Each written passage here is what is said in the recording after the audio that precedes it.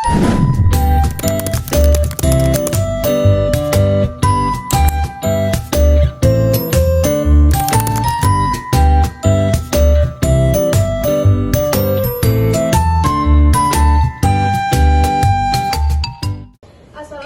warahmatullahi wabarakatuh.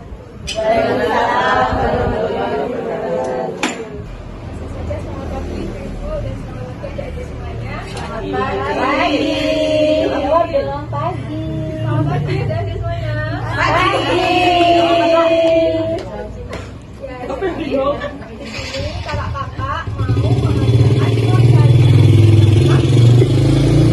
tumbuh kembang pada anak. Oke, jadi untuk keselanjutannya adik-adik mohon diperhatikan ya. Oke. Siap. Siap semuanya.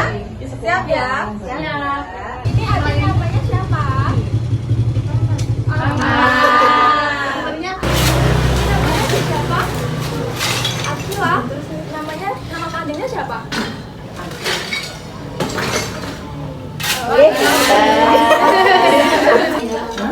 Aulia.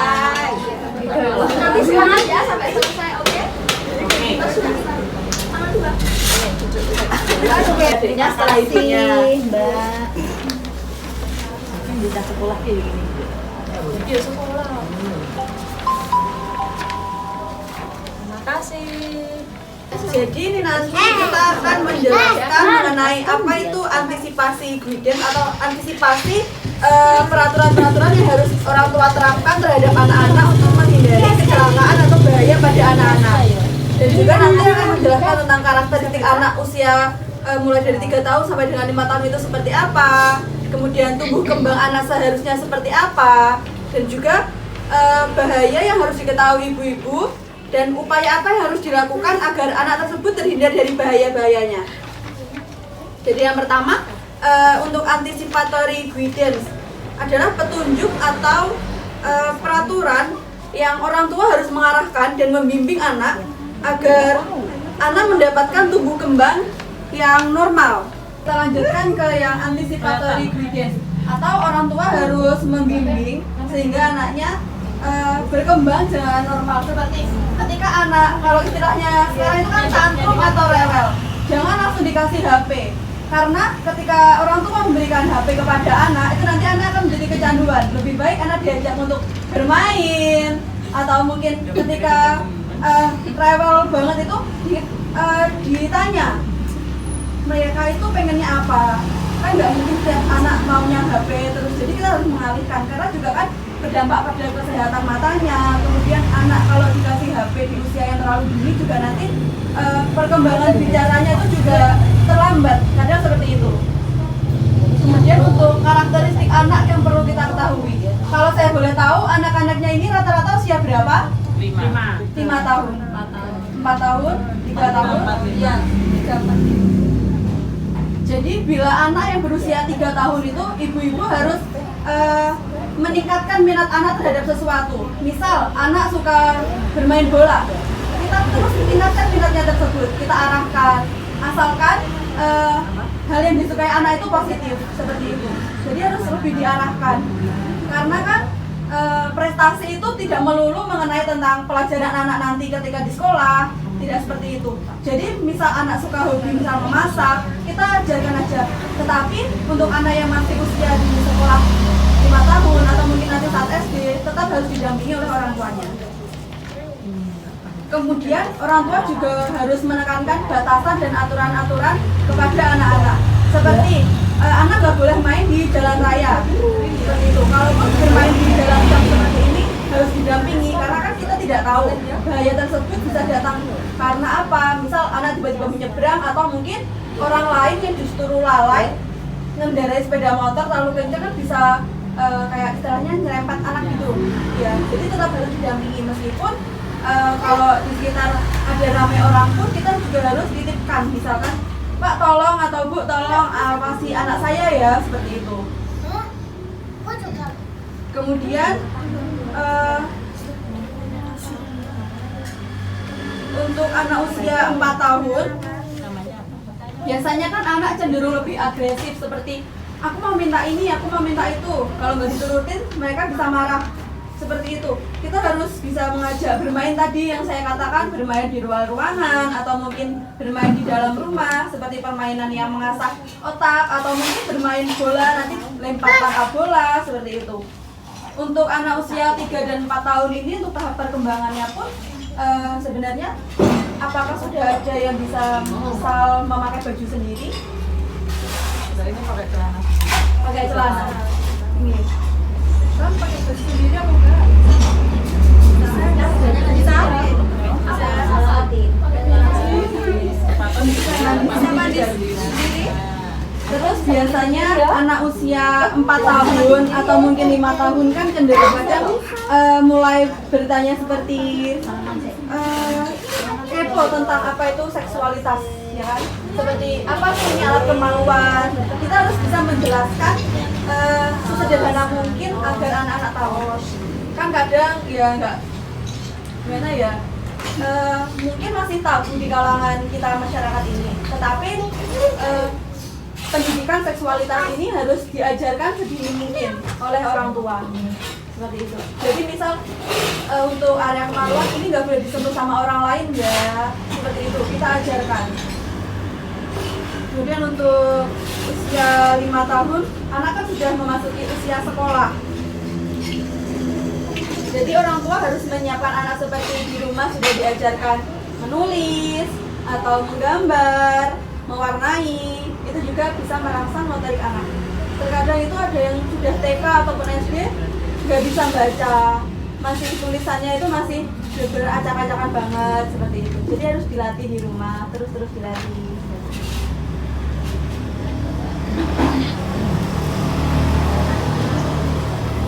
Untuk pola makannya, adik-adik di sini pada suka sayur nggak? Suka semuanya? Suka sayur? Suka.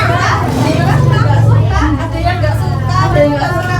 Jadi kan kalau anak usia 4, 3, atau 5 tahun kan cenderung ada yang suka, ada yang nggak suka. Jadi tetap harus kita gimana ya, supaya anak itu suka sayur, entah mau diolah dijadikan puding atau mungkin di jus dicampur dengan buah, itu kan bisa, asalkan anak mau makan sayur seperti itu. Karena kan kebutuhan serat di dalam tubuh itu kan penting bagi anak-anak.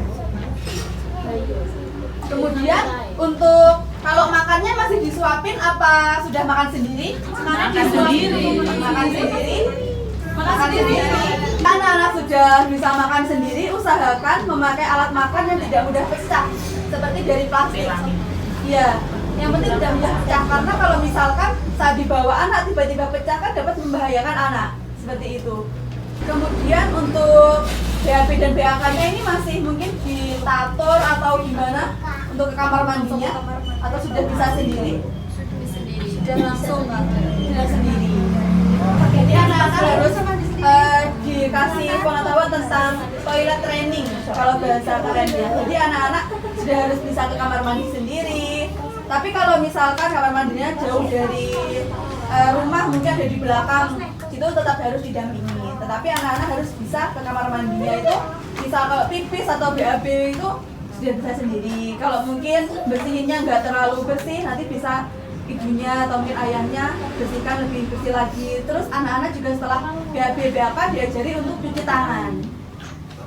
Kemudian di sini adik-adiknya sudah bisa gosok gigi sendiri. Bisa gosok gigi sendiri? Bisa? Bisa? Gosok giginya berapa kali sehari? Berapa? 2 kali? Dua kali. Kalau gosok gigi pagi, siang atau malam? Siang sama malam. Anak-anak harus diajari sikat gigi sendiri, karena kan kadang giginya kalau suka makan coklat, makan permen, nanti kan iya seperti itu. Jadi harus dibersihkan, ekstra bersih, karena kadang misalkan giginya kalau udah bolong-bolong itu kan sakit, nanti anak juga yang akan merasakan sakitnya tersebut. Bolong kadang makan permen ya. Coba nih sekarang. Oh iya. Sakit ya. Di sini adik-adiknya siapa yang sudah bisa menali sepatu sendiri atau memakai sepatu sendiri? Bisa pakai sepatu. Bisa pakai sepatu sendiri? Bisa? Bisa? Iya. Jadi orang tua harus tetap mengecek seperti ini ada motorik halus atau motorik anak. Jadi anak-anak di usia segini tuh harus bisa ngapain aja sih seperti itu. Kalau mungkin ada anak yang sudah bisa melebihi usianya, lebih bagus lagi seperti itu. Tapi jika anak, misalkan di sini ada yang belum bisa menulis atau belum bisa menggunakan gunting, bukan berarti anaknya ketinggalan perkembangannya, mungkin kurang dirangsang, kurang dikasih stimulasi seperti itu. Kalau gunting beneran kan itu berbahaya, bisa memakai gunting mainan seperti itu tadi, yang penting anak bisa melatih motoriknya. Kemudian, apakah semuanya sudah bisa naik sepeda, adik-adik? Bisa? Bisa. Sepedanya ada berapa? Ada dua. Aska bisa? Aska bisa? Bisa dong. Bisa dong. Aska? Bisa dong. Bisa dong. Bisa dong. Siapa yang bisa lompat pakai kaki satu? Bisa semuanya. Bisa lompat. Ayo berdiri. Coba. Lompat pakai satu kaki bisa nggak? Lompat satu kaki. Kaki jangan satu. Satu kaki.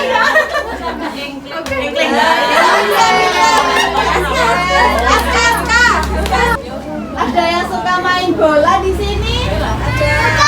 Kalau main bola gimana? Di lapangan Sama siapa? sama mama. Mama Sama mama sama papa. Sama kakak. Sama kakak juga. Kakaknya cewek apa cowok? Kakak. Kemudian bahaya apa sih yang harus diketahui ibu terhadap anaknya, seperti lantai rumah yang basah atau licin. Jadi ketika ibu-ibu sedang ngepel atau mungkin ada tumpahan air, sebaiknya segera dibersihkan karena anak-anak dapat terpeleset seperti itu. Kemudian rumahnya ada yang ada tangganya semuanya? Nggak ada. Jika ada, sebaiknya tangga tersebut ditutup. Ada penghalangnya agar anak-anak tidak naik turun tangga dengan tanpa pengawasan seperti itu, karena dapat membahayakan anak. Kemudian jangan menyimpan obat-obatan di tempat yang mudah dijangkau oleh anak seperti itu, karena kita nggak tahu anak mau ngambil kemudian dibuka atau diminum, jadi kan bisa berbahaya bagi anak. Apalagi kalau kita naruh obat semprot serangga di dekat TV atau di tempat yang pendek yang bisa dijangkau anak. Kemudian kabel listrik. Jadi kalau ada kabel listrik yang menggelantung, stop kontak yang tanpa ditutup, itu lebih baik dijauhkan dari anak-anak. Anak-anak harus diberi pengertian, Dek, ini loh nggak boleh dipegang ya, nanti bisa tersetrum. Kalau kesetrum nanti jadi gosong atau seperti apa, seperti itu. Kan kadang anak kepo kan. Kemudian dijauhkan anak dari kompor atau api. Seperti itu. Jadi kalau ketika kita memasak, lebih baik anak dititipkan ke ayah atau kalau ada kakaknya. Karena takutnya nanti ketika kita ajak anak memasak atau mungkin kita lupa, tiba-tiba anak megang wajan atau megang air panas, nanti kan bisa menyebabkan luka bakar. Seperti itu. Ada yang suka main api nggak? Main mercon? Main mercon suka? Nanti kalau tangannya kena api gimana? Jajan aja. Yang nyalain merconnya siapa? Gak boleh ya. Kalau main mercon harus sama ayah atau ibu? Ayah. Kemudian upaya apa sih yang dapat orang tua lakukan di rumah? Jadi yang pertama, menjauhkan benda-benda tajam. Kita simpan benda tajam atau pisau, mungkin garpu, gunting, itu di tempat yang tinggi, yang tidak bisa dijangkau oleh anak-anak.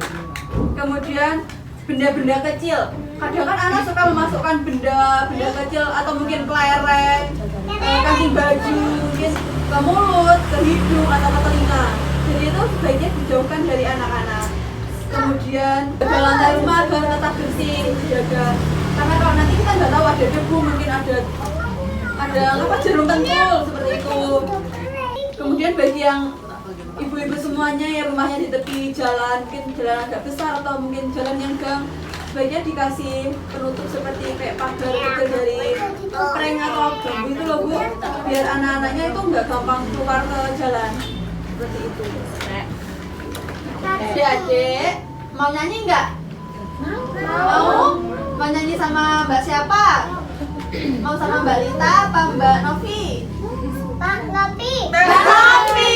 Oke, kalian ya. Kalau tak suka hati, mari kita lakukan. Kalau tak suka hati, tepuk tangan. Kalau tak suka hati, kalau tak suka hati, injak bumi. Kalau tak suka hati, mari kita lakukan. Kalau tak suka hati, injak bumi.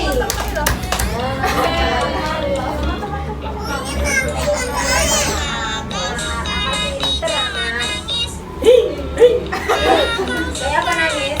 Mari kita lakukan. Kalau kau suka hati, jangan nangis.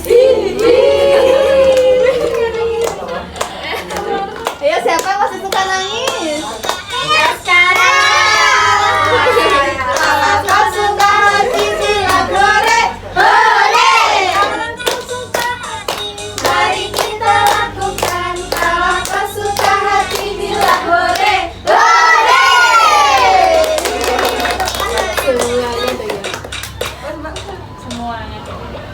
Oke, pintar semuanya. Tepuk tangan dulu, tepuk tangan. Lampu kuning. Nonton sini ya, duduk sini. Ada yang tahu ini apa? Lampu merah. Lampu merah. Kalau warna merah harus apa? Harus berhenti. Berhenti. Kalau warna kuning harus apa? Hati-hati. Kalau hijau? Jalan. Kalau sudah sepi baru boleh menyeberang. Sudah bisa menyeberang semuanya? Sudah? Sudah apa belum? Belum. Coba yang namanya Ahmad tadi mana? Aku. Coba kalau warna merah tadi apa? Harus Berhenti. berhenti. Kalau warna hijau? Jalan. Kalau kuning? Hati-hati. Semua sudah bisa ya? Sudah. Kalau mau menyeberang tadi harus gimana? Kanan kiri. Coba Ahmad kalau mau nyebrang berdiri gimana? Kanan.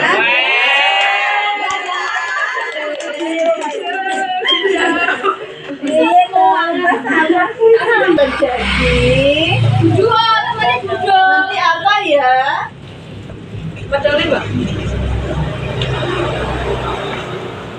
Hangat kue kok itu nih. No. Lihat kepala Ini apa?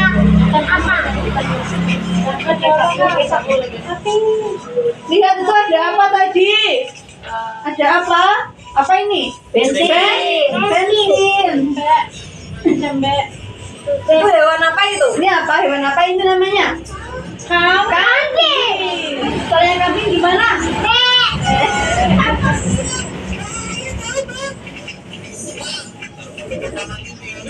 Ini apa ini? Api bahaya nggak? Bisa buat lihat kalau mainan api. Semuanya kebakaran. Ada yang suka main api nggak? Ada? Mainan api nggak? Nggak boleh ya mainan api. Api itu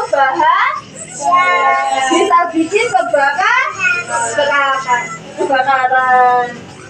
Nanti kalau kebakaran lihat. Ih, apa ini? Polisi. Polisi. Pemadam kebakaran. Ini apa itu? Pemadam kebakaran. Iya. Ini dia ada api. Iya, ada api kan. Kalau mainan api, kalau mainan mercon, terus sendiri juga bisa kebakaran loh. Jadi kalau main mercon harus sama orang tua, oke? Sama tua. Oke.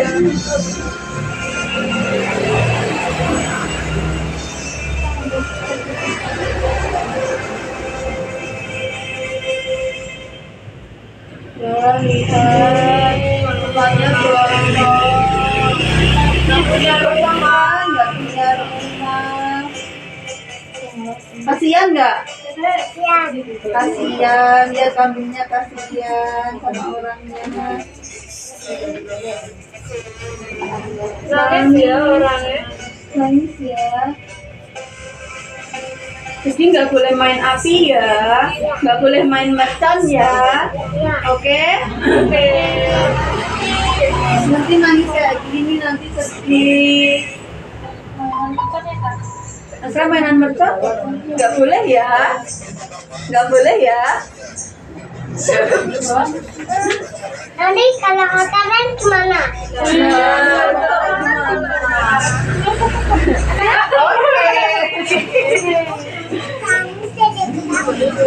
Sudah ya. sudah ya. Berarti api itu bahan bisa bikin kebakaran. Nanti kalau kebakaran gimana? Sedih nggak? Sedih kan? Terus kalau misal menyeberang jalan nggak lihat kanan kiri nanti gimana? Mana ya? Ketabrak. Jadi kalau menyeberang harus lihat kanan kiri. Terus kalau misal ada lampu warna merah harus apa? Hati-hati. Kalau warna kuning, Hati-hati. kalau warna hijau. Jangan. Sekarang kalau main gunting itu bahaya nggak? Kalau main pisau bahaya. Ada yang suka main gunting nggak? Enggak. Anakku jawab ya. Nanti kalau tangannya kena gunting gimana? Nanti kalau berdarah, ada darahnya. Iya, nanti disuntik ya. Semuanya terima kasih.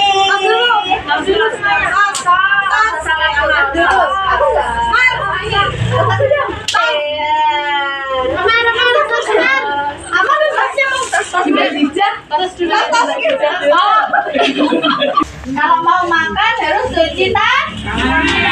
Kalau setelah makan, Cuci tangan. oke. Semuanya bisa cuci tangan. Kalau cuci tangan gimana biasanya? Gimana tangannya? Kalau cuci tangan pakai apa? Pakai sabun. Benar. Kalau setelah makan permen atau coklat harus gosok gigi. Kalau gosok gigi gimana?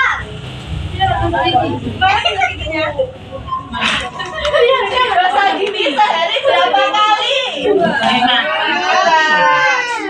Kalau mau nyebrang jalan harus apa?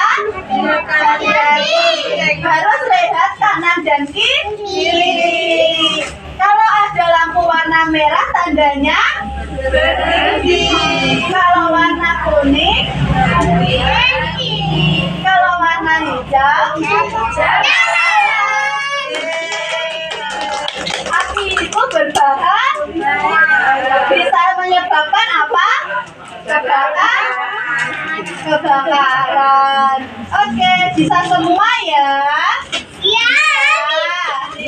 Pintar semua. Ayo. Alhamdulillah acara kita pada siang hari ini berjalan dengan lancar. Kami dari mahasiswa Situs Fajar Sadar Blitar mengucapkan terima kasih sebanyak-banyaknya untuk ibu, mama, juga adik semuanya yang sudah meluangkan waktunya untuk mensempurnakan acara kita kami bersama. Terima kasih, sekian dari saya.